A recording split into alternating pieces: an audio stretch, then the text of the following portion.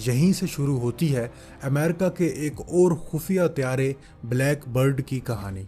SR-71 black bird क्या बला था, इसने क्या क्या अचीवमेंट्स हासिल की और इसने कौन कौन से रिकॉर्ड कायम किए, हम आज की वीडियो में इस काले परिंदे की कहानी जानेंगे।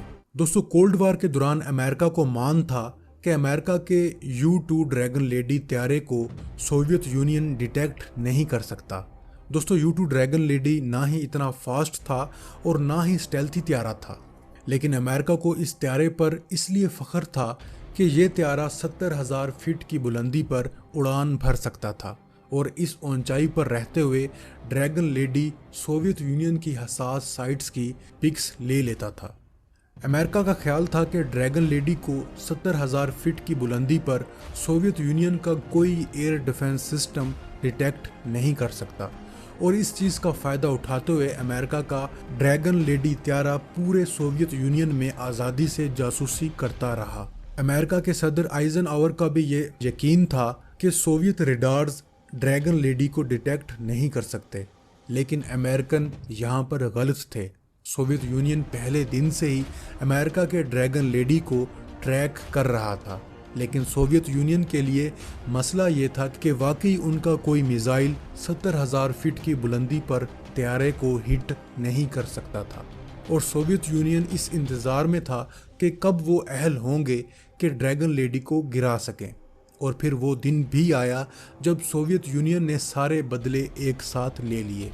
1960 को सोवियत यूनियन ने ड्रैगन लेडी त्यारे को अपने नए SA-2 जिसे S-75 high altitude air defence system भी कहते हैं से गिराया और पायलट को भी जिंदा पकड़ लिया और दिल खोलकर अमेरिका को बदनाम किया और पायलट को खैर सगाली के तौर पर नहीं छोड़ा, बल्कि पायलट से सारी इंफॉर्मेशन निकाल लेने के बाद पायलट वापस देने के बदले अपने मशहूर जासूस विलियम फिशर अल-मारूफ रोडल्फ एबल को भी आज़ाद करवाया।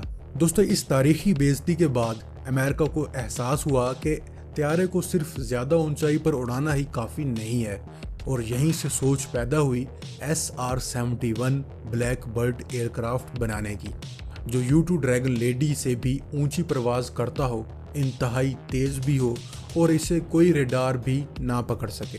SR-71 प्रोग्राम को ब्लैक प्रोजेक्ट में शामिल कर लिया गया।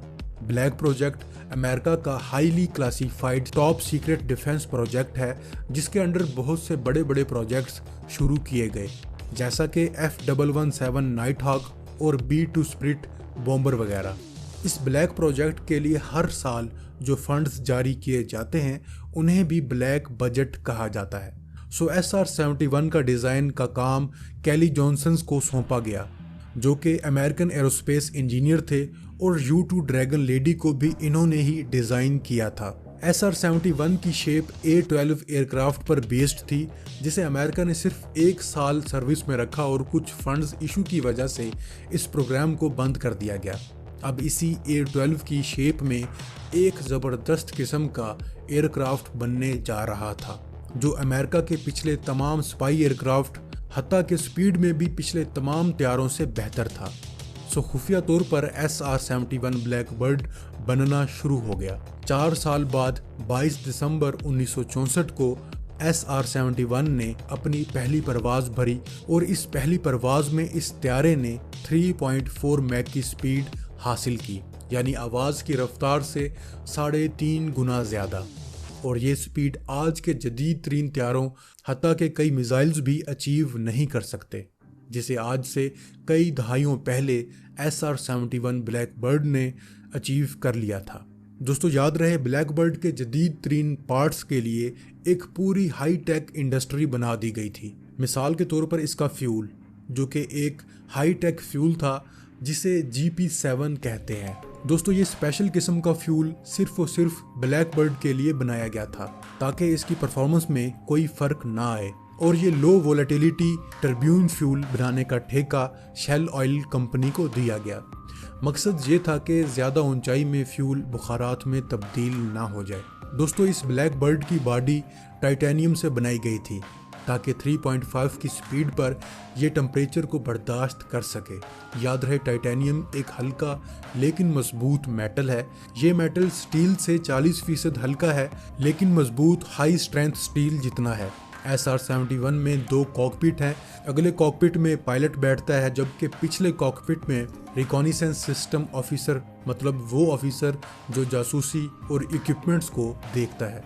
SR-71 को इस तरह डिज़ाइन किया गया कि कम से कम रडार क्रॉस सेक्शन हो, मतलब ये कि ये एक स्टेल्थी डिज़ाइन है। इस तैयारे पर जो पेंट किया गया है वो डार्क ब्लू है, जो कि ऑलमोस्ट ब्लैक लगता है। इस कलर को रात को एज अ कैमोफ्लेज भी यूज़ किया जाता है और इसी कलर की वजह से इस तैयारे को ब्लैक बर्ड कहा जाता है। SR-71 में रडार, जैमिंग और डिसेप्शन इक्विपमेंट्स भी हैं ताकि इंटरसेप्ट की कोशिशों को ख़त्म किया जा सके। अगर किसी भी तरीके से ब्लैक बर्ड दुश्मन के रडार में नज़र आ भी जाता है तो भी ब्लैक बर्ड के लिए कोई फिक्र की बात नहीं थी, क्योंकि इसकी स्पीड ही इतनी थी कि उस वक्त के मिसाइल भी इसे हिट नहीं कर पाते। दोस्तों, यही नहीं, ब्लैक बर्ड 85,000 फीट की बुलंदी पर रहकर आराम से जासूसी कर सकता था और इसकी रेंज 5,230 किलोमीटर तक थी। गाइस, अगर रिकॉर्ड की बात की जाए तो ब्लैक बर्ड आज भी 3,529.6 किलोमीटर पर आवर की स्पीड का रिकॉर्ड रखता है, मतलब कि इसका रिकॉर्ड आज तक कोई तैयारा नहीं तोड़ सका। और ये रिकॉर्ड 28 जुलाई 1976 को बनाया गया और इसी दिन सबसे ऊंचा उड़ने का रिकॉर्ड भी बनाया गया था, जो कि 85,069 फीट था। लेकिन दोस्तों, फ्लाइट एल्टीट्यूड का ये रिकॉर्ड सोवियत यूनियन के MiG-25 तैयारे ने तोड़ दिया, जो कि 1,23,520 फीट के एल्टीट्यूड तक गया था। ताहम गाइस, ब्लैक बर्ड की खूबियों का ही समर था कि कोई भी दुश्मन तैयारा इसे कभी भी नहीं गिरा पाया और ये अपने मिशन आराम से सरअंजाम देता रहा था। हाँ, लेकिन ये तैयारा हादसात का शिकार भी होता रहा है।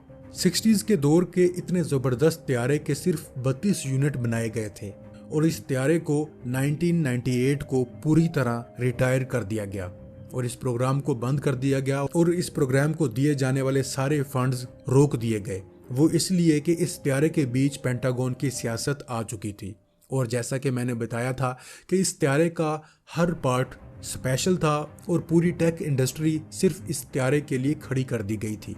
सो इसी वजह से इस तैयारे पर खर्चा बहुत ज़्यादा आ रहा था और इसकी मेंटेनेंस पर भी बहुत ज़्यादा खर्चा आ रहा था और इसके बजट को लेकर पॉलिटिक्स भी इसमें कूद चुकी थी। सो 1998 में इस प्रोग्राम को मुकम्मल तौर पर बंद कर दिया गया और सारे तैयारे म्यूज़ियम में भेज दिए गए और वाकई दोस्तों, ये तैयारा म्यूज़ियम में रखने के काबिल है। गाइस, आपको ये सारी कहानी सुनाने का मकसद सिर्फ ये नहीं था कि आपको ब्लैक बर्ड की हिस्ट्री से रोशनास कराऊं, बल्कि ये सब बताने का मकसद ये था कि अमेरिका दोबारा ब्लैक बर्ड वाला चैप्टर खोलने जा रहा है। यानी अमेरिका SR-71 ब्लैक बर्ड की तर्ज का एक और तैयारा बना रहा है जिसका नाम SR-72 है और जिसे लॉकहीड मार्टिन बना रही है। इस SR-72 को सन ऑफ ब्लैक बर्ड यानी कि ब्लैक बर्ड का बच्चा भी कहते हैं, लेकिन ये तैयारा अनमैन्ड है, मतलब इसमें पायलट नहीं बैठेगा और इसका काम वही SR-71 की तरह सर्विलेंस, इंटेलिजेंस और रिकॉनिसेंस करना होगा। कहा जाता है 2023 से 2025 तक ये एयरक्राफ्ट अपनी परवाज़ भरना शुरू कर देगा और इस SR-22 की स्पीड SR-71 से डबल होगी और ये एयरक्राफ्ट हाइपरसोनिक मिसाइल भी फायर कर सकेगा। सो दोस्तों, ड्रोन्स को चैलेंज करने के लिए ब्लैक बर्ड का बेटा आ रहा है। उम्मीद है दोस्तों आपको ये छोटी सी वीडियो पसंद आई होगी। अगर आपको ये वीडियो पसंद आई है तो अपने दोस्तों के साथ ज़रूर शेयर कीजिएगा और कमेंट सेक्शन में अपनी राय का इजहार भी ज़रूर कीजिएगा। मैं मिलता हूँ एक नई और दिलचस्प वीडियो के साथ, तब तक के लिए इजाज़त। अल्लाह हाफिज़।